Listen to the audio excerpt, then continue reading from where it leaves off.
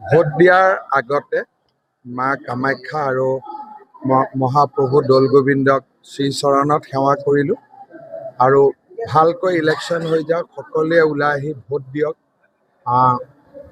কোনো ধৰণৰ অসুবিধা নোহোৱাকৈ, সংঘাত বা কোনো ধৰণৰ কাজিয়া পেচাল নোহোৱাকৈ আনন্দৰে গণতন্ত্ৰ উৎসৱত সকলোৱে ভোট দিয়ক, অসমৰ কাৰণে ভোট দিয়ক, অসমৰ উন্নয়ন আৰু বিকাশৰ কাৰণে ভোট দিয়ক, তাকেই মই কামনা কৰিম। কিমান আসন আহিব পাৰে?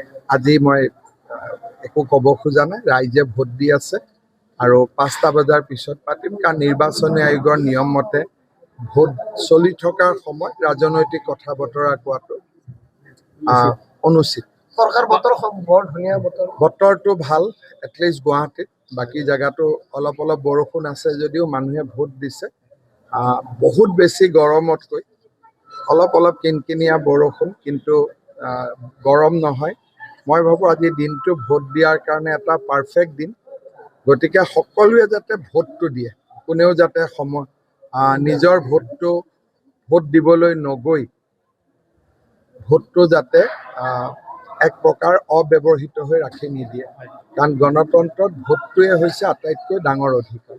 প্ৰথমবাৰলৈ আপুনি আমিনগাঁও এৰি গড়লত ভোট দিবলৈ অনুভৱ? তিতা মিঠা অভিজ্ঞতা। কিহৰ কাৰণে? আমিনগাঁৱত মই যোৱা 20 বছৰ ধৰি ভোট দি আছোঁ, কিন্তু সমষ্টিৰ ডিলিমিটেশ্যনৰ কাৰণে এইবাৰ মই গড়লত ভোট দিব লাগিব। ডেফিনেটলি বহুত দিনৰ লগত সম্পৰ্ক, আমিনগাঁৱত ভোটটো নিদিয়াকৈ থাকি মনটো ভাল লগা নাই। গড়লত দিম, নতুন অভিজ্ঞতা, তিতা মিঠা বুলি কৈছোঁ এইকাৰণে। Today weather is very good. From law and order point of view, situation is very good. People are coming out in huge number. People are voting, and I believe that this election will usher a new era of development for Assam.